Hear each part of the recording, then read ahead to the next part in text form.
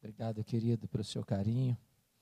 Para mim é uma grande honra estar aqui com vocês nesta manhã e de repartir com vocês a palavra de Deus. Quando eu penso em liderança, eu me inclino a pensar naquele que para mim foi o grande líder do cristianismo. Como Deus mudou a vida dele, como Deus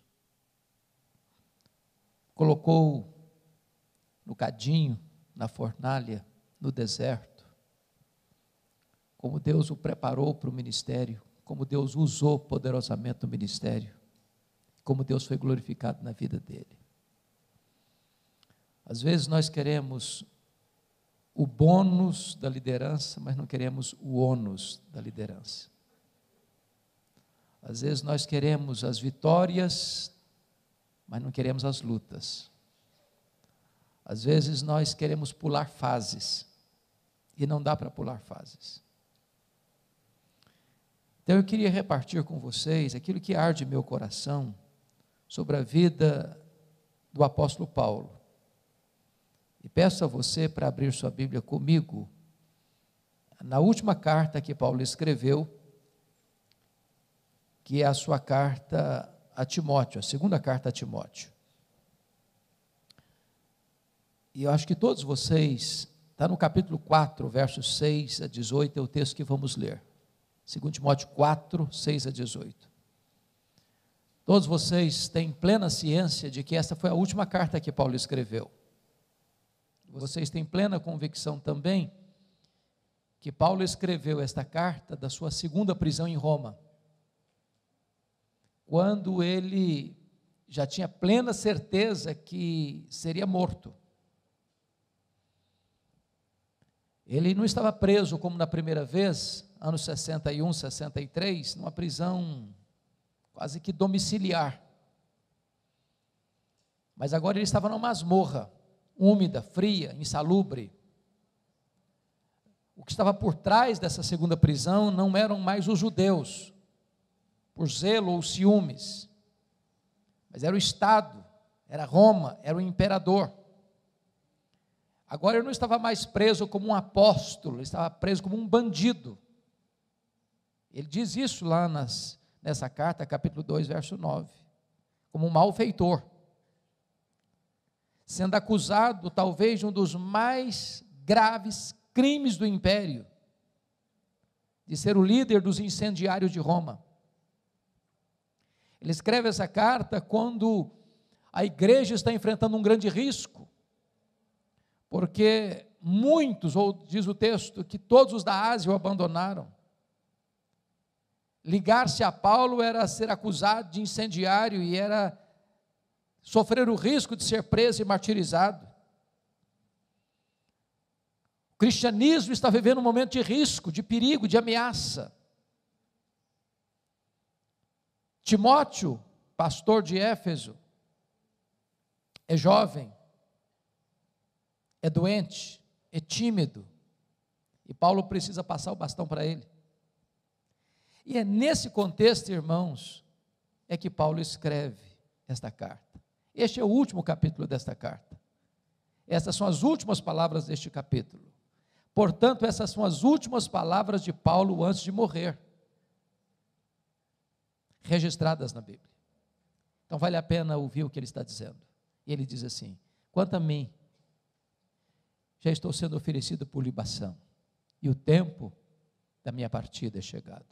Combati o bom combate, completei a carreira, guardei a fé. Já agora a coroa da justiça me está guardada, a qual o Senhor reto juiz me dará naquele dia, e não apenas a mim, mas a todos quantos amam a sua vinda. Procura vir ter comigo depressa, porque Demas, tendo amado o presente século, me abandonou e se foi para Tessalônica. Crescente foi para a Galácia, Tito para a Dalmácia. Somente Lucas está comigo. Traz contigo Marcos, porque me é útil para o ministério. Quanto a Tíquico, mandei-o até Éfeso. Quando vieres, traz a capa que deixei em Troade, na casa de Carpo, bem como os livros, especialmente os pergaminhos. Alexandre, o latoeiro, causou-me muitos males. O Senhor lhe dará paga segundo as suas obras. Guarda-te também dele, porque resistiu fortemente às nossas palavras. Na minha primeira defesa, ninguém foi a meu favor, antes todos me abandonaram. Que isso não lhe seja posto em conta. Mas o Senhor me assistiu e me revestiu de forças, para que por meu intermédio a pregação fosse plenamente cumprida, e todos os gentios a ouvissem, e fui libertado da boca do leão. O Senhor me livrará também de toda obra maligna, e me levará salvo para o seu reino celestial. A Ele glória pelos séculos dos séculos. Amém. Irmãos amados, quem foi este homem? Quem foi este homem? Que morreu pobre, abandonado, cheio de cicatrizes, arrancado de uma masmorra insalubre e levado para o patíbulo, onde foi degolado.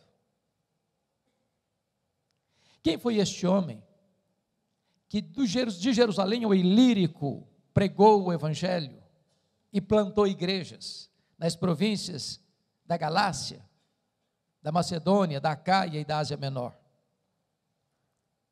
Quem foi este homem que foi açoitado, apedrejado, preso, enfrentou naufrágios, que foi caçado por todo canto, por todo lado, mas que deixou igrejas estabelecidas e líderes constituídos nas igrejas?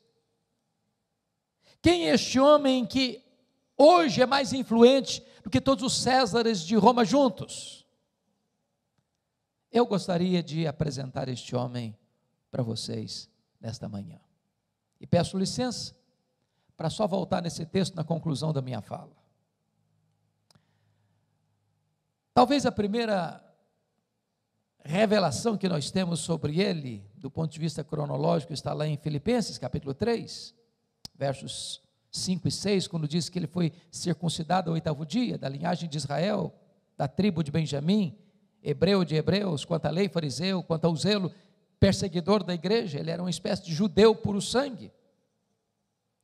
Diz Atos 22, versículo 3, que ele nasceu em Tarso, na Cilícia, portanto era cidadão romano por direito de nascimento, e que ele foi enviado pelo seu pai para Jerusalém, onde morava sua irmã, para estudar aos pés do grande rabino, neto de Hilel, para ser um líder do judaísmo, para ser um expoente da sua religião. E ele se forma aos pés de Gamaliel, recebendo a instrução, recebendo o conhecimento, recebendo capacitação. E diz a Bíblia em Gálatas 1,14, que dentre os da sua idade, ele se destaca, ele se projeta, ele torna-se singular, exatamente pelo seu zelo, pela lei, pela tradição de seus pais. Torna-se um homem culto, poliglota, personalidade forte, espírito de liderança. Porém, ao mesmo tempo que Saulo se fortalece em Jerusalém, aos pés de Gamaliel, neto do famoso rabino Hilel, um outro rabino crescia em Israel. Não na decantada Jerusalém, onde estava o Sinédrio, mas na pequena, pobre e desprezada Nazaré da Galileia. Não perlustrando os bancos de uma academia, mas na urdidura da luta de uma carpintaria com as mãos calejadas. E o rabino da Galileia, aos 30 anos de idade, vai ao Jordão, é batizado por João Batista, e dá início ao seu ministério.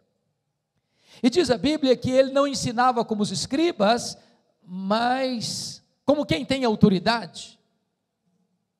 Os cegos viam, os aleijados andavam, os surdos ouviam, os mudos falavam, os leprosos eram purificados, os cativos eram libertos, os mortos ressuscitavam.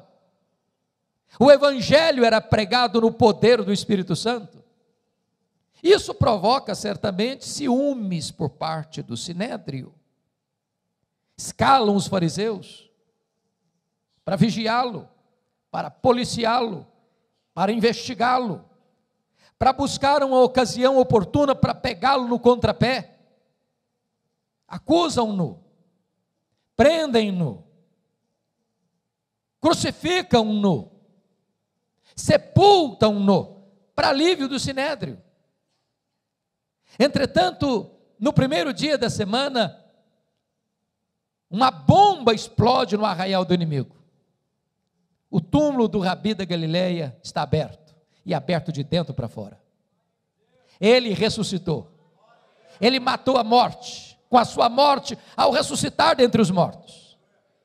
E nesse momento, Saulo de Tarso se levanta como braço de ferro do sinédrio, para tornar-se o maior e mais implacável perseguidor do cristianismo.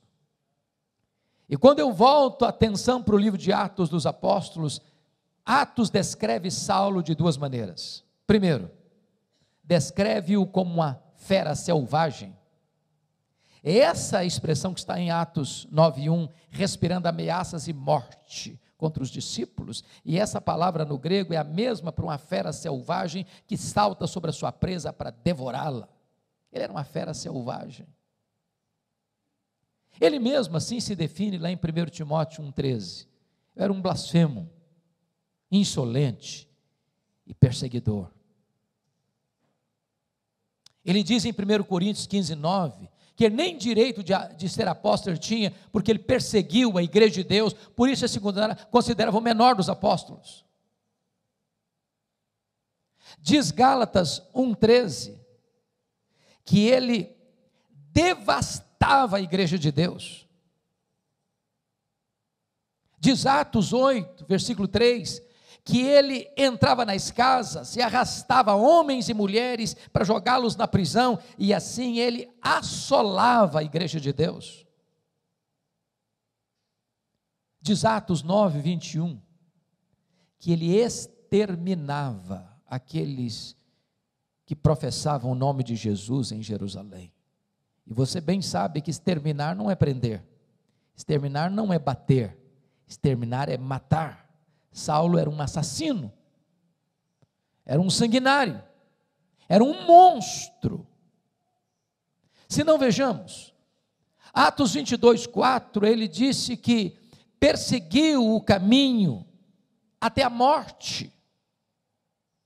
Ou seja, ele não perseguiu apenas os crentes, ele perseguiu a religião dos crentes, ele perseguiu o caminho com fúria mortal. Mas Atos 26:9 diz que ele entendia que devia fazer muitas coisas contra o nome de Jesus. Ou seja, ele não perseguia apenas os crentes, nem apenas a religião dos crentes, ele perseguia o Deus dos crentes, ele perseguia Jesus. Mas Atos 26:10 diz que ele encerrou muitos, não alguns, não poucos, mas muitos dos santos em prisões, e contra esses muitos ele dava o seu voto quando os matavam. Ou seja, ele foi um assassino em série, ele foi um serial killer, ele foi um monstro, ele foi uma fera selvagem. Diz Atos 26, versículo 11, que por todas as sinagogas ele perseguiu os crentes, castigando-os, batendo neles e forçando-os inclusive a blasfemar. Ou seja, a perseguição de Saulo não era apenas física, era também psicológica. Ele entrava numa sinagoga e dizia para os crentes assim: ou vocês negam a Jesus, eu prendo vocês, ou vocês negam a Jesus, eu bato em vocês, ou vocês negam a Jesus, ou eu mato vocês. Ele não respeitava famílias, ele entrava dentro das casas, ele não respeitava lugares sagrados, ele entrava dentro das sinagogas, ele era uma fera selvagem. Mas o Novo Testamento, normalmente o livro de Atos, nos traça um segundo retrato deste homem. Ele não era apenas uma fera selvagem, ele era também um touro indomável. Isso está em Atos 26:14. Quando o próprio Senhor Jesus aparece para ele e diz: Saulo, Saulo, por que me persegues? Dura coisa te é recalcitrares contra os aguilhões.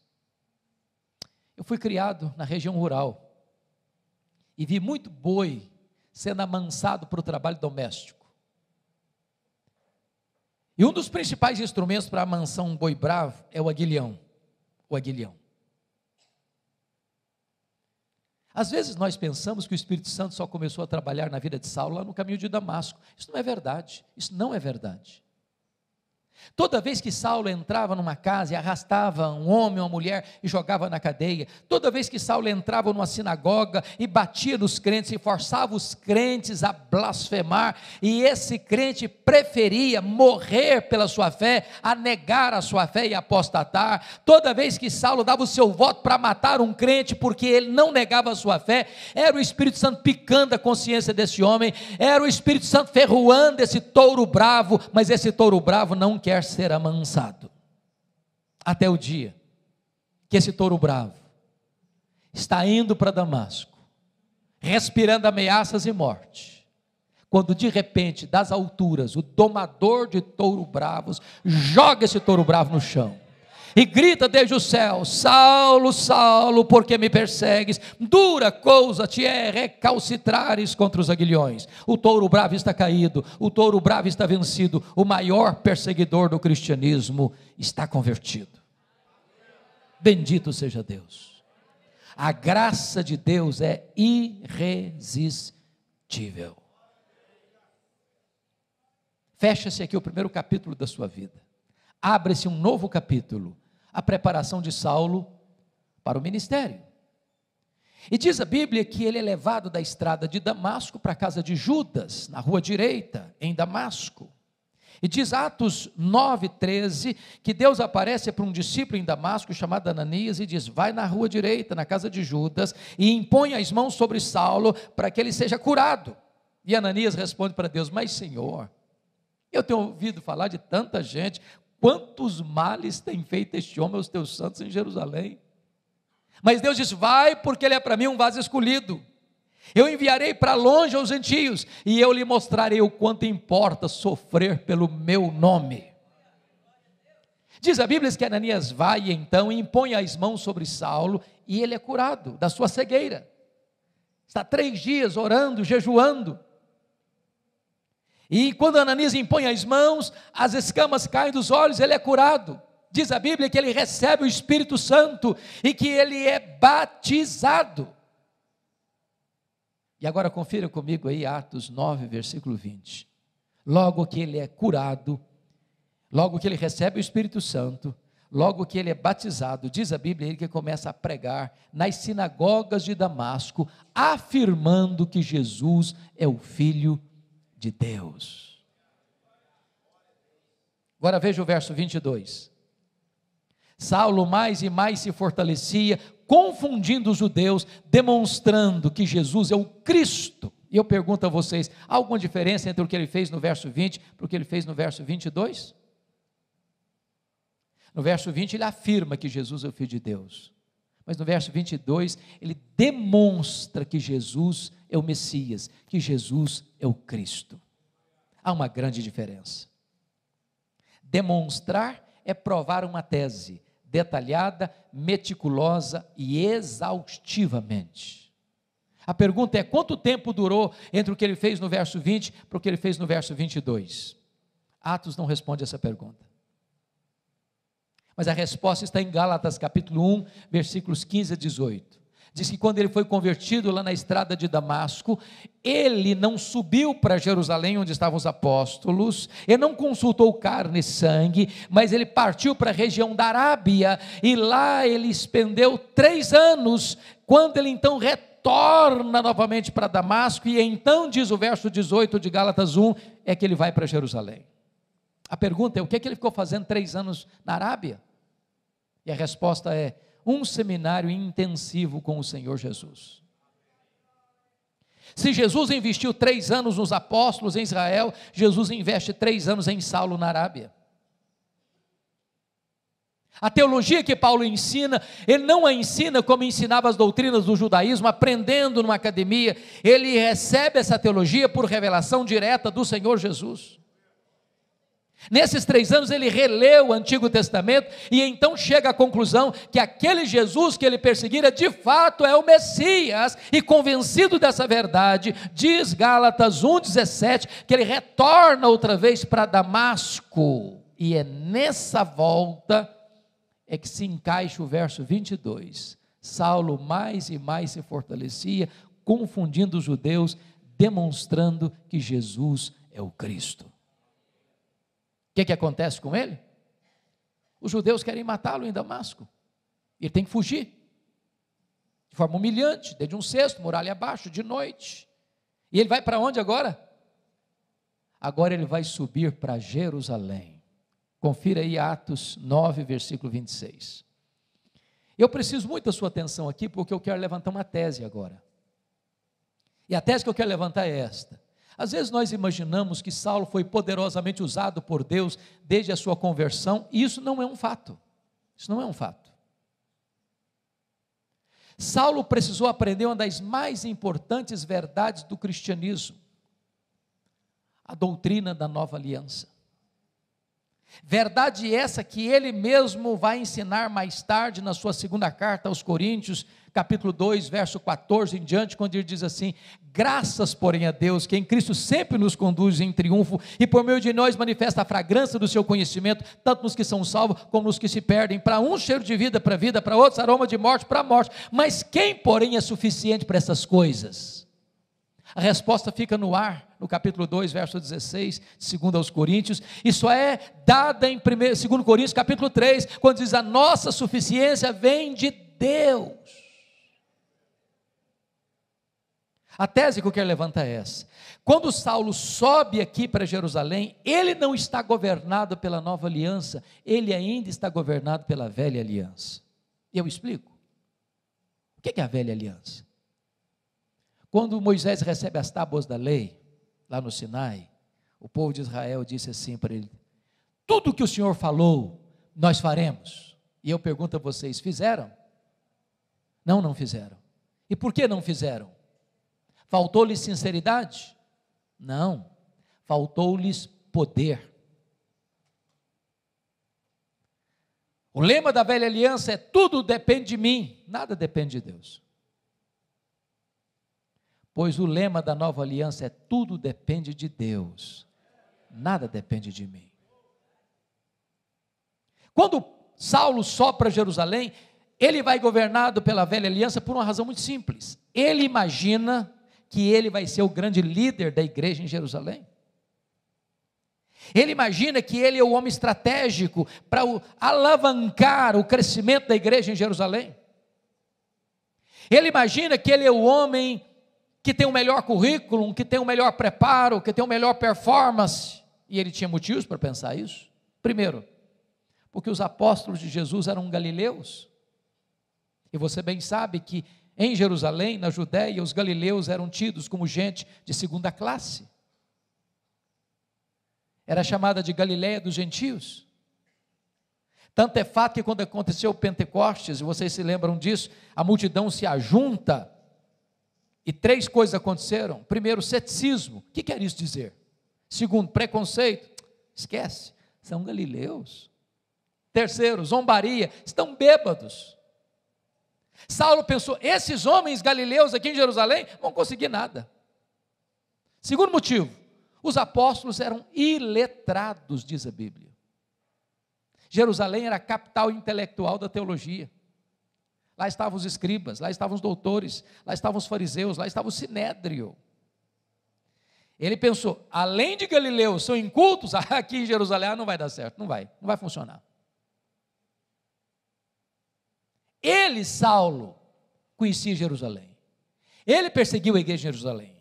Ele conhecia os corredores eclesiásticos do sinédrio. Ele pensou: eu tenho o melhor currículo, eu tenho o melhor preparo, eu tenho melhor performance, eu vou ser o grande líder. Quando ele chega, confira aí comigo Atos 9, 26, os discípulos, os membros da igreja de Jerusalém, não acreditaram na conversão dele. pensaram que ele estava blefando, pensaram que ele estava sabotando a fé cristã e bateram a porta da igreja na cara dele. Para quem queria ser líder, nem recebido foi. Deus golpeia o orgulho dele aqui. Olha Atos 9, 27, porque agora é Barnabé quem o acolhe, quem o recebe, quem o introduz aos apóstolos, e agora sim os apóstolos escutam-no, ouvem-no, acreditam nele e o recebem, e agora sim ele tem trânsito livre dentro da igreja. Discute com os helenistas. Quando os helenistas, judeus nascidos fora de Israel, tomam a seguinte decisão: vamos matar Saulo. Quando eles tomaram essa decisão, os discípulos, os membros da igreja chegaram para ele e disseram assim: ô Saulo, você tem que ir embora da nossa igreja, não dá para você ser o nosso pastor não. Agora deixa eu falar uma palavrinha para os pastores aqui. Não é fácil para você estar convencido que deva ficar na igreja e os membros da sua igreja estão convencidos que você deve sair da igreja. É complicado. Saulo quer ficar, os membros querem que ele vá embora. Sabe o que aconteceu com Saulo? Ele não foi embora. Ele estava convencido que ele era o homem. Só que não foram apenas os membros da igreja que queriam que ele fosse embora, não.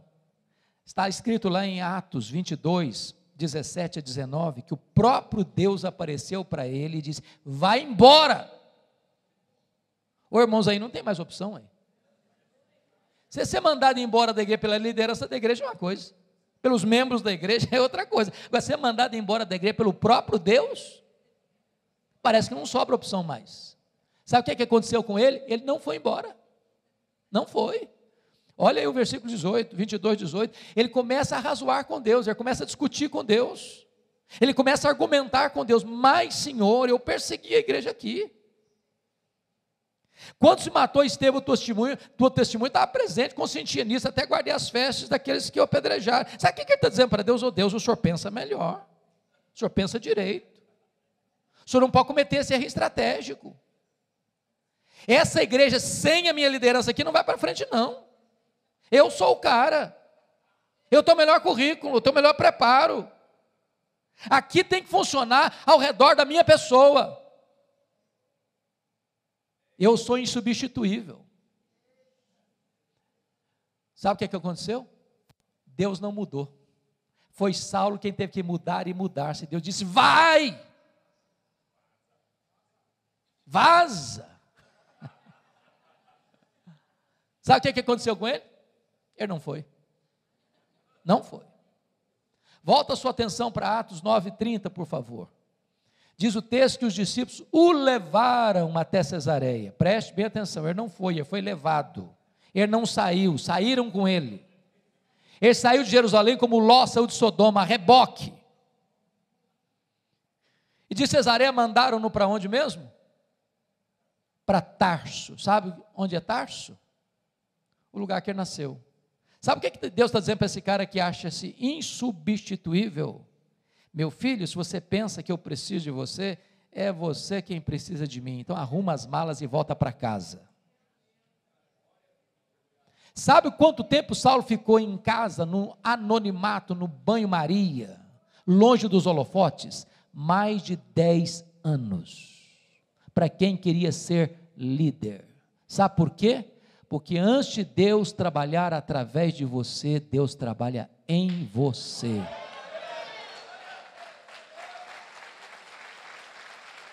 Deus está mais interessado em quem você é do que no que você faz. Vida com Deus precede trabalho para Deus. A vida do líder é a vida da sua liderança. Saulo precisava aprender isso, que tudo depende de Deus, nada depende de nós. Mas o pior não tinha acontecido não, irmãos. O pior está lá em Atos 9:31. Diz que no dia que Saulo arrumou as malas e foi embora da igreja, a igreja passou a ter paz e passou a crescer. Você quer coisa pior para um pastor do que isso? No dia que ele vai embora da igreja, os problemas da igreja se resolvem. A igreja deslancha a crescer.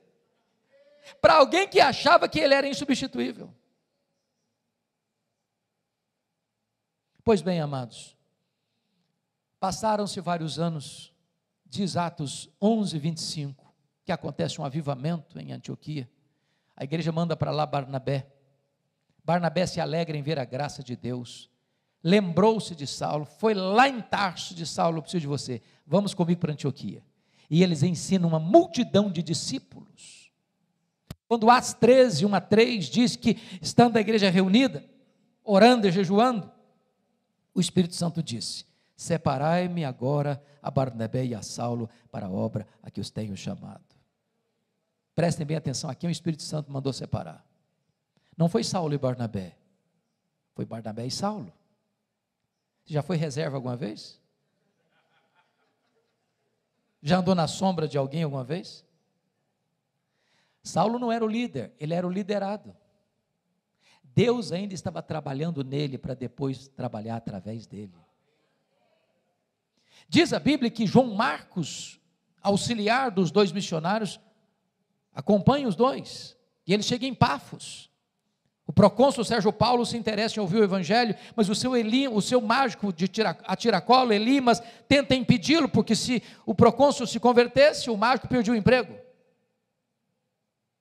E diz a Escritura que, diante desse cenário, Saulo, cheio do Espírito Santo, fixou os olhos no mágico e disse: ó servo do diabo, até quando perverterás os retos caminhos de Deus? Pois ficarás cego.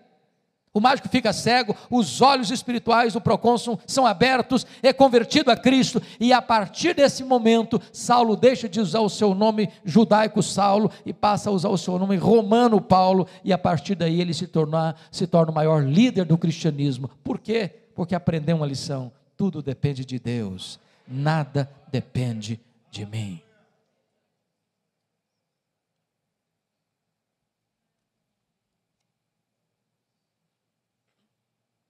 Prestem bem atenção. Chega a Atos 13. Diz que João Marcos, eles estão em Perge da Panfilha agora, e João Marcos abandona Paulo e Barnabé e volta para Jerusalém. Você já perguntou por que João Marcos deixou os dois missionários em Perge da Panfilha? A Bíblia não responde, pelo menos de forma direta. Mas nós podemos pensar em algumas possibilidades. Primeira possibilidade: eu acho que ele era muito jovem, e ele pensou que viagem missionária era turismo. Quando ele percebeu que não era, ele falou: estou fora. Primeira possibilidade. Segunda possibilidade: quando ele sai de Antioquia, o líder da caravana era o primo dele, Barnabé. No meio da viagem, muda o comando, agora é Paulo que é o líder. E ele pensou: bom, sob a liderança do meu primo eu iria, mas na liderança do outro não vou não. Terceira possibilidade: ele era muito judeu para acreditar que só a fé em Jesus era suficiente para a salvação. Quarta e última possibilidade, eu creio nessa última. Diz a Bíblia em Gálatas 4, versículos 14 e 15, que Paulo pregou o evangelho pela primeira vez na Galácia, entenda-se Galácia do Sul, Antioquia da Pisídia, Icônio, Derbe e Listra, por causa de uma enfermidade física. Pergunta: que enfermidade física era essa? Muito provavelmente a mesma que o próprio Paulo descreve em 2 Coríntios 12, 7, um espinho na carne, mensageiro de Satanás, para me esbofetear, a fim de que eu não me ensoberbecesse. Pergunta: de onde procede o espinho na carne de Paulo? De Deus ou de Satanás? E a resposta categórica é: de Deus, é claro. Por que eu sei que é de Deus? Por causa do propósito. Para que eu não me ensoberbecesse. Você acha que o diabo tem algum interesse em que você seja humilde? Não, o diabo quer inflar o seu orgulho. Agora, quando Deus usa uma providência carrancuda para burilar você, Satanás pega esse sofrimento e bate na sua cara com ele. Está vendo aí, ó, como é que Deus ama você? Olha como você está sofrendo. Então eu acredito o seguinte: essa região de Antioquia, essa região de Perge da Panfilha, Atos 13, diz os estudiosos, era uma região pantanosa, alagadiça, com forte incidência de malária, e muito provavelmente Paulo pega uma malária nessa região, que dava uma dor de cabeça alucinante. Por isso Paulo tinha talvez problema na sua visão, porque quando ele chega lá na Galácia do Sul, os crentes chegaram a dizer o seguinte: nós gostamos tanto de você, nós vimos você como um anjo de Deus, se possível nós teríamos arrancado os nossos próprios olhos para dar para você.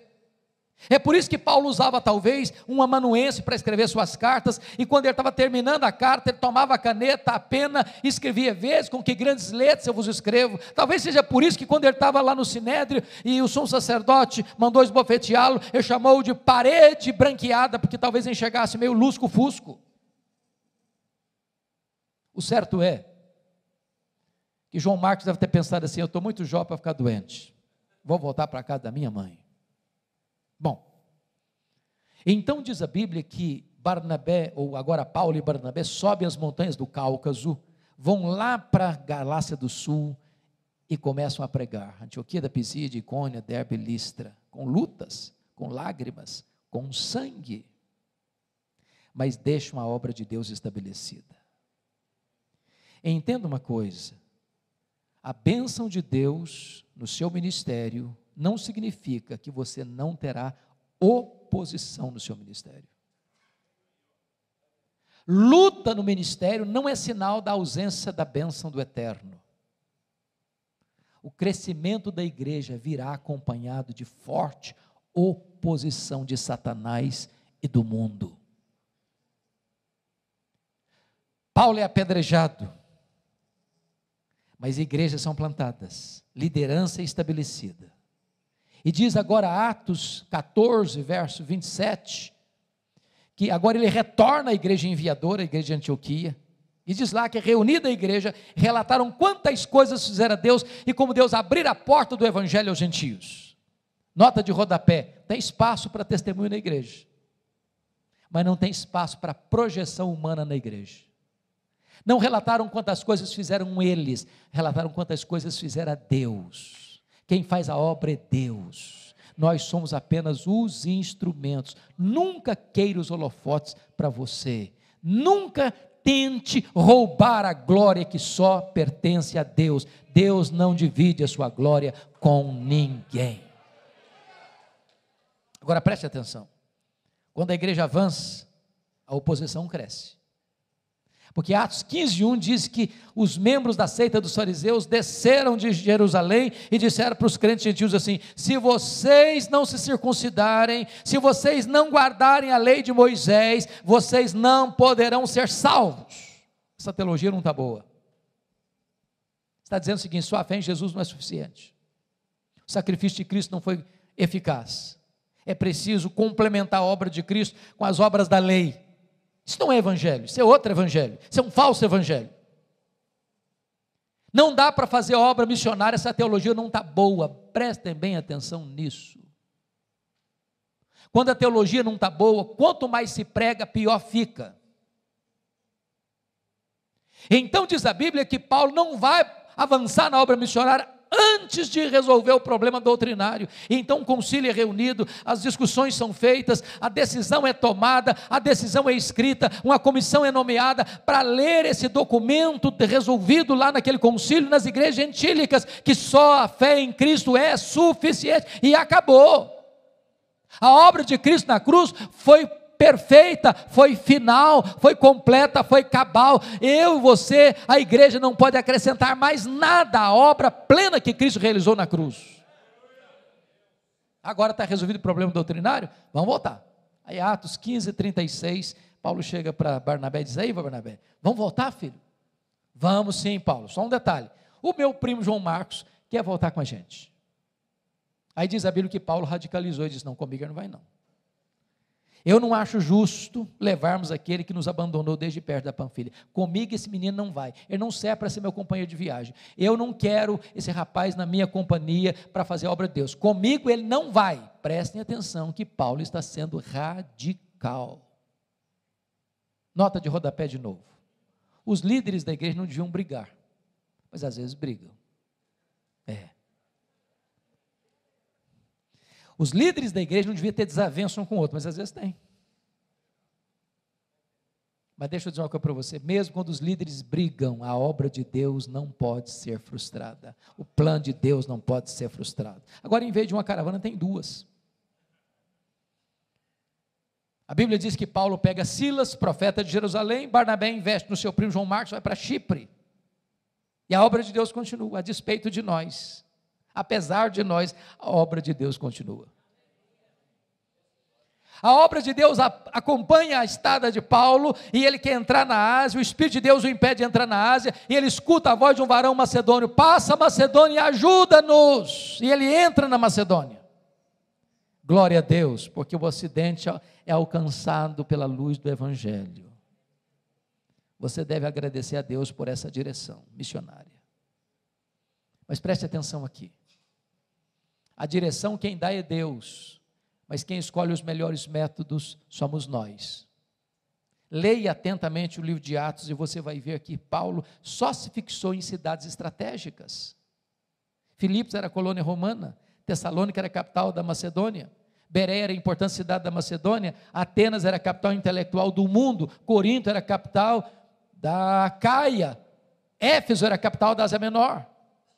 O que Paulo está nos ensinando aqui? Estratégias missionárias, estratégias de crescimento de igreja. Vamos plantar uma igreja? Vamos. Onde? Que cidade? Vamos comprar um terreno? Vamos. Em que bairro? Em que rua? Porque às vezes, irmãos, a gente escolhe a cidade mais escondida, o bairro mais distante, a rua de mais difícil acesso, o pior terreno da rua, e aí fica lá 30 anos capengando. Se nós plantarmos igrejas estratégicas influenciarão a sua micro-região. Agora, mesmo quando Deus dá a direção, e mesmo quando nós escolhemos os melhores métodos, nós enfrentamos luta. Paulo é preso e açoitado em Filipos, Paulo é escorraçado de Tessalônica, Paulo é enxotado de Bereia, Paulo é chamado de tagarela em Atenas, Paulo é chamado de impostor em Éfeso, em Corinto.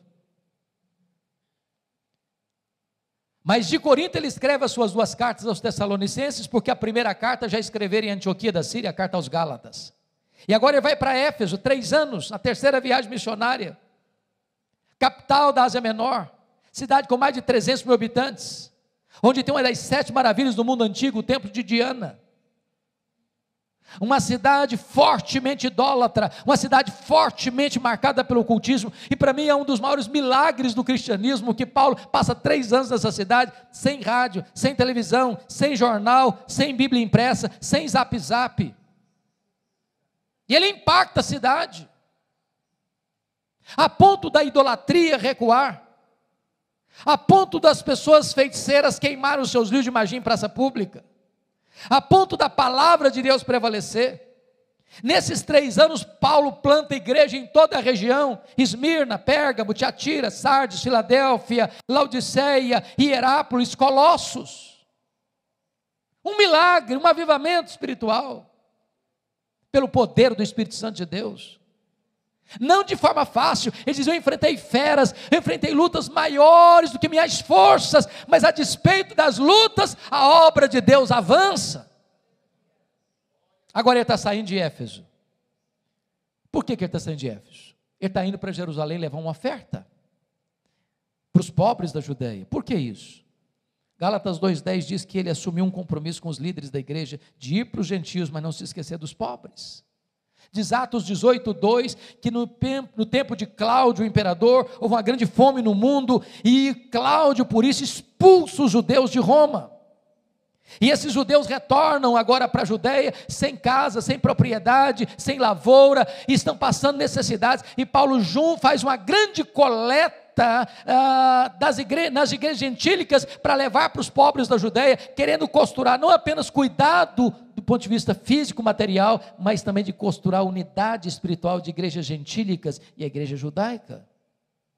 Quando ele está indo, ele se reúne com os presbíteros de Éfeso e diz assim para eles: o Espírito Santo me assegura que o que eu vou enfrentar pela frente são cadeias e tribulações. Mas ele diz assim: em nada considero a vida preciosa para mim mesmo, conquanto que eu complete a minha carreira e o ministério que eu recebi do Senhor Jesus, para testemunhar o evangelho da graça de Deus. Ele chega em Cesareia, e Ágabo o prende com o cinto e diz: eles vão te prender lá. E os discípulos tentaram demovê-lo. Ele diz: eu estou pronto não só a ser preso, mas a morrer por Jesus em Jerusalém. E ele chega em Jerusalém e é preso. conspiram contra ele para matá-lo. A conspirata descoberta, e Paulo então é levado a Cesareia, e fica 2 anos sendo acusado pelos judeus, sob o governo de Félix e Festo, e diante da fraqueza de Festo, pronto para entregá-lo para o Sinédrio, para ganhar apoio político, Paulo entende a trama e diz: eu sou cidadão romano, e quero ser julgado em Roma. Festo diz: para Roma você quer ir? Para Roma você irá. Deus havia dito em Atos 23:11, coragem, Paulo, assim como você deu testemunho em Jerusalém, eu quero que você dê também em Roma. Deus o queria em Roma, Paulo queria ir para Roma. Quando ele parte para Roma, ele enfrenta um naufrágio. Você pode entender isso? Tinha 276 pessoas naquele navio. O desespero tomou conta de todo mundo. A morte mostrou para eles a sua carranca. E um anjo apareceu para Paulo e disse: coragem, Paulo, ninguém vai morrer. Eu entreguei toda essa gente na sua mão, mas é necessário que vocês vão dar numa ilha. Quando o dia amanheceu, eles avistaram a ilha de Malta, o navio se arrebenta todo, ninguém morre, todos são salvos, e os malteses, bárbaros que não falavam grego, prepararam uma grande fogueira para aquecê-los. Paulo foi o único que quis manter a fogueira acesa, pegou um punhado de gravetos e jogou no fogo, e quando ele joga o punhado de gravetos no fogo, do fogo brota uma víbora e prende na mão dele. Aquela cobra tinha 276 outras opções para morder, mas logo na mão do Paulo, os bárbaros gritaram na hora: é um assassino, tenta se livrar do mar, a justiça não deixa viver, vai cair, vai inchar, vai morrer. Não caiu, não inchou, não morreu, mudaram de opinião, é um Deus. Não, agora não é nem um assassino, nem um Deus, é o servo do Deus vivo.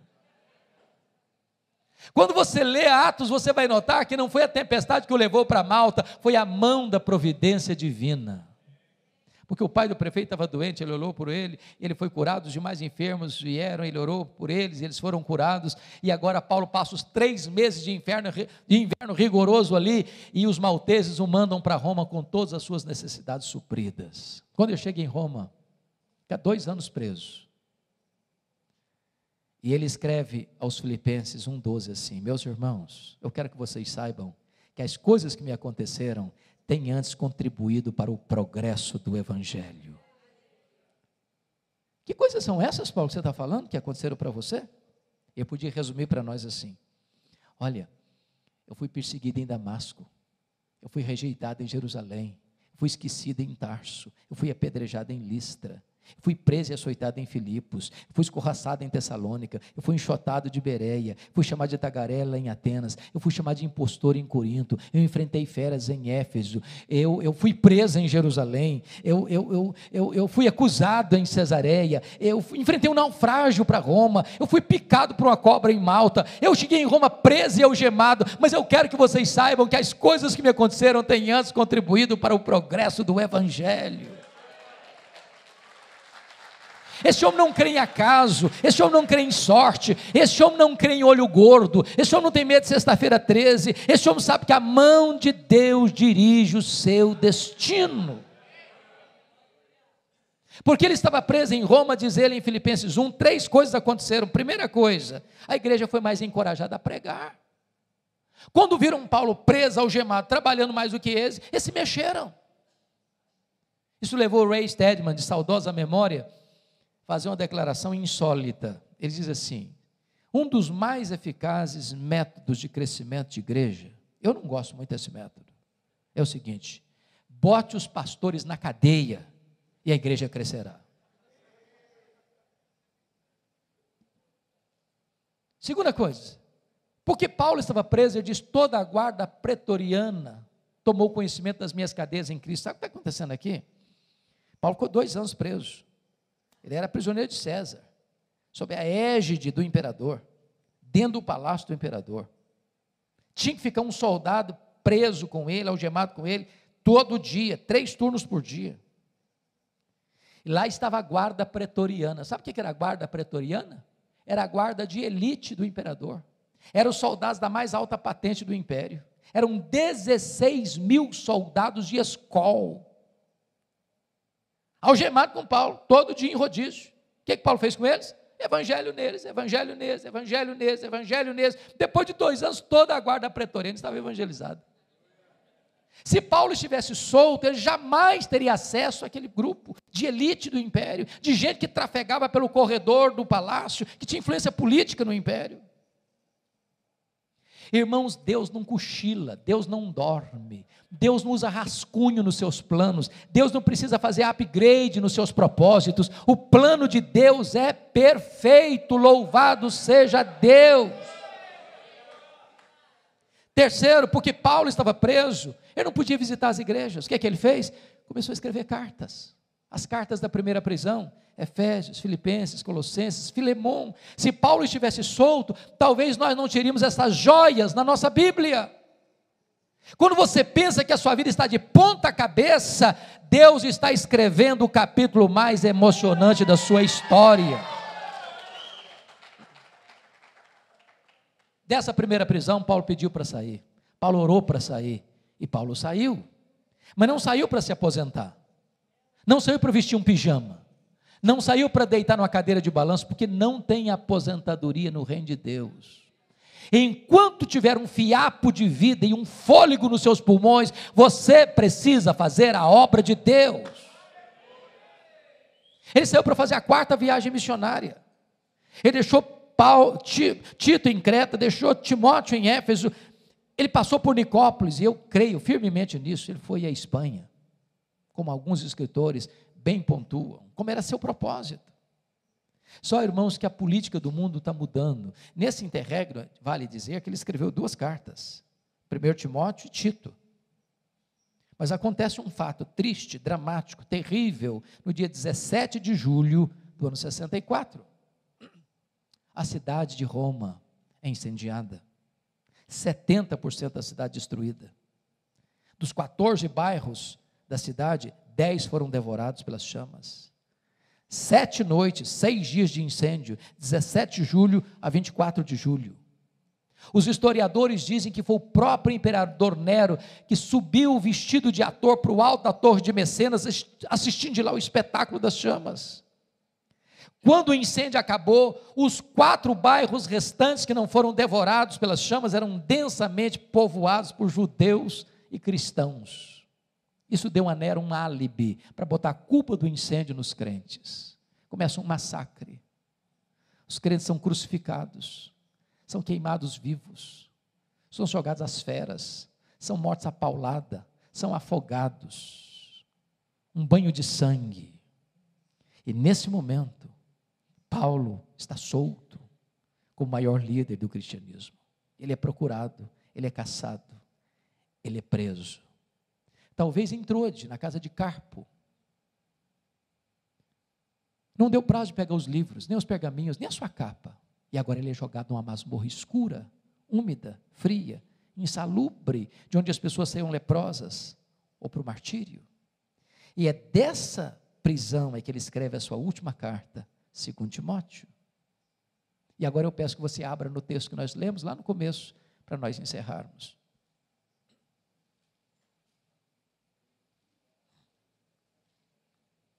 A grande pergunta é: o que é que esse homem está sentindo? O maior pregador, o maior apóstolo, o maior pastor, o maior evangelista, o maior missionário, o maior plantador de igrejas da história do cristianismo. Está preso, abandonado, cheio de cicatrizes. Na chegada do inverno, ele vai fazer para nós uma avaliação assim. A primeira avaliação que ele faz é a avaliação do seu passado. Versículo 7, confira aí. Combati o bom combate, completei a carreira, guardei a fé. Ele está dizendo o seguinte: a minha vida não foi amenidade não, foi um combate, foi uma luta. Eu não larguei a obra no meio do caminho não, eu completei minha carreira. Eu não prostituí minha consciência não, eu não vendi meu ministério por dinheiro não. Eu guardei a fé. Segunda coisa que ele vai fazer é uma avaliação do seu presente. Olha o versículo 6. Quanto a mim já estou sendo oferecido por libação, e o tempo da minha partida é chegado. Sabe o que ele está dizendo? Não é Roma que vai me matar não, eu que vou me entregar. Eu não vou me entregar para Roma não, vou me entregar para Deus, como oferta de libação ao Senhor. E eu não vou morrer também não, eu vou partir. Porque a palavra partida aí é um eufemismo para morte. Essa palavra partida no grego tem 3 significados. Primeiro, significa tirar o fardo das costas de alguém. Sabe o que é morrer para um crente? Diz Apocalipse 14:13, é descansar das suas fadigas.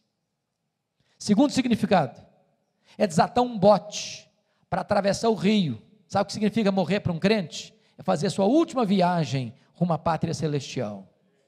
Terceiro, significa afrouxar as estacas de uma barraca, levantar acampamento, ir para sua casa permanente. Sabe o que é morrer para um crente? É mudar de endereço, é ir para a casa do Pai. Paulo não está com medo de morrer, porque sabe em quem tem crido e sabe para onde está indo. A terceira avaliação que ele faz é a avaliação do seu futuro, no versículo 8. Já agora a coroa da justiça me está guardada, a qual o Senhor reto juízo me dará naquele dia, não apenas a mim, mas a todos quantos amam a sua vinda. Sabe o que ele está dizendo? Eu não estou indo para o cadafalso, não, eu estou indo receber a coroa da justiça. Não importa se Nero vai me considerar culpado, o que importa é que o Rei dos Reis, diante de quem todos vão ter que comparecer, já me declarou justificado, e o que eu vou receber é a coroa da justiça. Mas apesar disso, irmãos, esse homem não é um super-homem, e nem nós deveríamos querer ser. Ele é um homem que tem sentimentos, e que eu acho bonito em Paulo, é que ele, ao fechar as cortinas da vida, não tem vergonha nenhuma de compartilhar conosco as suas lutas. E ele vai mostrar para nós alguns dramas que ele viveu. Primeiro drama da solidão. Olha o verso 9. Procura vir ter comigo depressa. Olha o versículo 21. Venha, mas venha antes do inverno, meu filho. Olha o versículo 11. Quando você vier, filho, traz Marcos contigo. Ele me é útil para o ministério. Eu amo esse versículo, porque ele me remete a Atos 15, 36 a 41, quando um dia Paulo disse assim, esse rapaz não serve para andar comigo, eu não o quero comigo, ele não serve para ser meu companheiro. Agora Paulo, já velho, já encanecido, já cheio de cicatrizes, está dizendo, eu quero esse menino comigo, eu preciso dele ao meu lado, eu quero encostar minha cabeça no peito dele antes de morrer. Sabe o que significa isso, irmãos? Você nunca é tão grande como quando você é humilde. Não desça a sepultura com pendências emocionais na sua vida. Tenha coragem de pedir perdão. Tenha coragem de tratar de relacionamentos machucados e feridos. Não deixe gente ferida por suas próprias mãos antes de partir para o Senhor. Segundo drama que esse homem enfrenta é o drama do abandono. Olha o versículo 10. Porque Demas, tendo amado o presente século, me abandonou. Não é fácil ser abandonado. Não é fácil ser abandonado por aqueles a quem você amou. Não é fácil ser abandonado na velhice, quando você precisa de ajuda. Não é fácil ser abandonado quando você está precisando de um ombro. Porque gente precisa de Deus, mas gente precisa de gente. Abandono. Paulo está lidando com isso. Abandono dói, seja em qualquer situação da vida. Terceiro drama que ele está enfrentando, o drama da traição. Olha o versículo 14 e 15. Alexandre o latoeiro causou-me muitos males. Os historiadores dizem que foi esse homem que delatou o apóstolo Paulo, culminando na sua segunda prisão e no seu consequente martírio. É gente que apunhala você pelas costas, é gente que puxa o seu tapete, é gente que se alegra quando você cai, é gente que chora quando você se levanta, é gente que celebra as suas derrotas e se entristece com as suas vitórias. Não é fácil ser traído, irmãos, não é fácil. Mas olha o versículo 15, ele não resiste apenas a Paulo, ele resiste às palavras de Paulo. Ele não resiste apenas quem Paulo é, ele resiste o que Paulo faz. Não é fácil ser traído. Quarto drama que Paulo enfrenta, irmãos, é o drama das privações. Olha o verso 13. Paulo enfrenta 3 privações. Privação emocional, eu preciso de gente. Privação mental, ele diz, traz os meus livros, os meus pergaminhos. Nota de rodapé aqui. Gente, Paulo sabe que vai morrer. Sabe que vai morrer, mas quer estudar um pouco mais. Tem gente que passa a vida inteira e não lê nada, pois Paulo está querendo ler, sabendo que está sentenciado à morte. Alimente a sua mente, estica o seu cérebro, estude. Você, pastor, no momento que cessar de aprender, você cessa de ensinar. Você não pode se alimentar de leite magro e destilar néctar para o povo. Você precisa ler e estudar até o último dia da sua vida. Terceira privação que este homem enfrenta, privação física. O irmão, o inverno está chegando, e ele diz: traz a minha capa, meu filho, quando você vier. Lá em Roma faz temperatura abaixo de zero. Dentro de uma masmorra é tão frio lá dentro quanto lá fora. Vocês sabem que gente velha sente mais frio que gente nova. Está dizendo: meu filho, se você não trouxer a minha capa, eu vou morrer de frio, antes de ser degolado. Sabe o que me impressiona, irmãos? É que o maior pastor, maior missionário, maior apóstolo, maior líder, maior plantador de igrejas, maior teólogo do cristianismo, não tem uma capa velha para usar no inverno. Se Paulo fosse lido pelas leis da teologia da prosperidade, seria um fracasso. Um fracasso. E quantas vezes você e eu estamos murmurando, tendo casa para morar, tendo roupa para vestir, tendo cama para dormir, tendo comida sobre a mesa.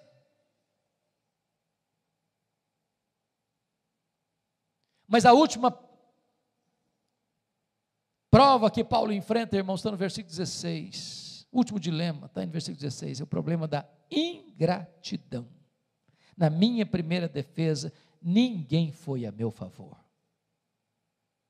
Eu fico pensando, queridos pastores, que Paulo, sendo pai na fé de milhares de pessoas, ele deve ter pensado assim: naquela audiência, nessa primeira audiência, vai ter um exército de crentes lá para me defender. Eles sabem quem eu sou. Eu não sou um bandido, eu não sou um malfeitor, estou sendo acusado injustamente. Eles vão aparecer lá, eles vão dizer quem eu sou, eles vão testemunhar quem eu sou. Quando ele vai para essa audiência, não aparece ninguém. Eu acho que Paulo olhou para a porta dos fundos: vai entrar um crente, vai entrar um crente. Não entrou ninguém. É você se debulhar, é você se esforçar, é você se doar, fazer uma obra com amor, com paixão, com lágrimas, com sangue, e na hora final da vida, quando você está fechando a cortina da vida, você precisa de alguém do seu lado, ninguém aparece. Ingratidão. Mas bendito seja Deus pelo verso 17. Mas o Senhor me assistiu e me revestiu de forças, para que por meu intermédio a pregação fosse plenamente cumprida, e todos os gentios ouvissem, e fui libertado da boca do leão. O Senhor me guardará de toda obra maligna, e me levará salvo para o seu reino celestial. Pode faltar para você o apoio dos homens, mas não faltará para você o socorro de Deus. Pode faltar para você o reconhecimento da terra, mas não lhe faltará a assistência do céu. Bendito seja Deus.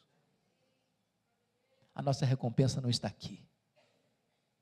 A nossa coroa não está aqui. A nossa casa permanente não está aqui. A nossa pátria não está aqui. A nossa herança não está aqui. Mas eu quero concluir dizendo o seguinte: quis Deus que este último momento na vida de Paulo não estivesse registrado na Bíblia. Mas sabe, irmãos, eu vejo esse momento, eu imagino esse momento, e eu vejo essa hora.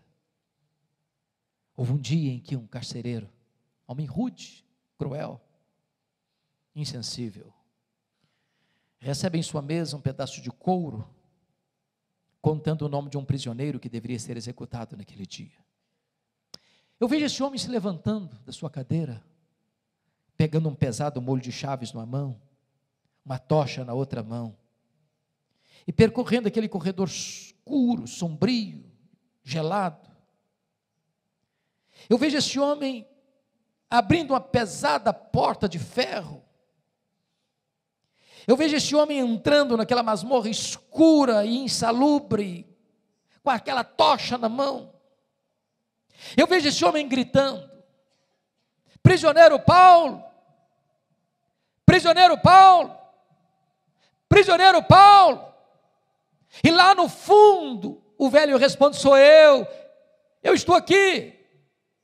Ele é acorrentado, ele é retirado daquela masmorra, ele percorre aquele corredor escuro, e quando ele está para ser degolado, o carrasco lhe pergunta: você quer dizer algumas palavras antes de morrer? E Paulo responde: eu quero. Talvez pensasse que Paulo fosse expressar a sua mágoa, a sua revolta, a sua dor, a sua decepção, mas não.